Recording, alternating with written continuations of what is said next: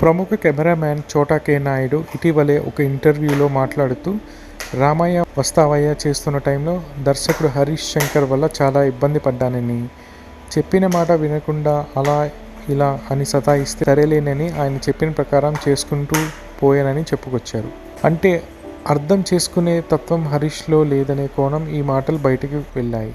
దీంతో హరీష్ శంకర్ చోటాను ఉద్దేశించి మెసేజ్ పెడుతూ, 100కి పైగా ఇంటర్వ్యూలు ఇచ్చిన తాను ఏనాడు మీ గురించి నెగిటివ్గా మాట్లాడలేదని, రామయ్య వస్తావయ్య టైంలో వేరే కెమెరామ్యాన్ని పెట్టుకుందామనే ఆలోచన వచ్చినప్పుడు దిల్ రాజు గారి మాట మీద గబ్బర్ సింగ్ తర్వాత గర్వం వచ్చిందనుకుంటారనే ఉద్దేశంతో ఇబ్బంది పడుతూనే మీతో షూట్ చేసుకున్నానని వివరించాడు. యాంకర్ అడగకపోయినా తన గురించి అవమానంగా మాట్లాడడం పట్ల హరీష్ శంకర్ అభ్యంతరం చెప్తున్న వైనం సుదీర్ఘమైన సందేశంలో కనిపించింది. మీతో పనిచేసిన అనుభవం ఎంత బాధ పెట్టినా మీ